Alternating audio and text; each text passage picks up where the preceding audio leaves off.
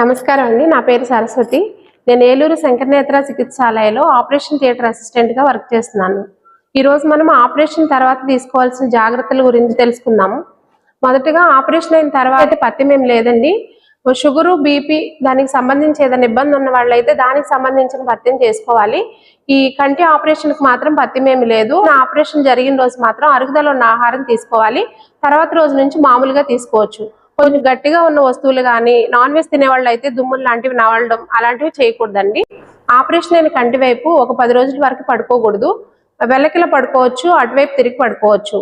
తలస్నానం అనేది ఒక 20 నుంచి 30 రోజుల తర్వాత నుంచే తలస్నానం చేయాలండి. ఆపరేషన్ తర్వాత ఆపరేషన్ అయిన తర్వాత మెడ కింది భాగం స్నానం చేయవచ్చు. ముఖం మీదకి నీళ్ళు అనేది ఒక 10 రోజుల వరకు రాకూడదు. మీరు ఒక బ్రష్ చేసినా సరే నోట్లో నీళ్లు పోసి పుక్కిలించుకోవాలి. మొగ క్లీన్ చేసుకోవాలంటే మీకు కొంచెం నీళ్ళలో దూది వేసి ఉడకబెట్టుకుని అది మరిగి చల్లారిన తర్వాత మాత్రమే దాంతోనే కన్ను శుభ్రం చేసుకోవాలి. ఇంకొంచెం దూది తీసుకొని మొఖం అంతా కూడా క్లీన్ చేసుకోవచ్చు. మీరు మామూలు క్లాత్తో కానీ ఏ టవల్ పడితే ఆ టవల్తో మొఖం తుడవకూడదండి. ఆపరేషన్ అయిన తర్వాత రోజు నుంచి మీరు గుండెకి సంబంధించిన మందులు ఏమైనా వాడుతున్నట్లయితే డాక్టర్ సలహా మేరకు మామూలుగా అయితే 3 రోజుల తర్వాత నుంచి మొదలు పెట్టాలి. పగలంతా నల్ల కళ్ళజోడు పెట్టుకోవాలి. రాత్రి పడుకునేటప్పుడు మీకు గ్రీన్ కలర్ షీల్డ్ అనేది ఒకటి ఇస్తాము, అది పెట్టుకోవాలి.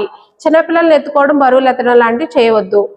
ఒకవేళ గుడికి వెళ్ళే అలవాటు ఉన్న వాళ్ళు, మసీదుకి వెళ్ళే అలవాటు ఉన్న వాళ్ళు కింద నేలకి తల వంచి మొక్కడం లాంటివి చేయకూడదు.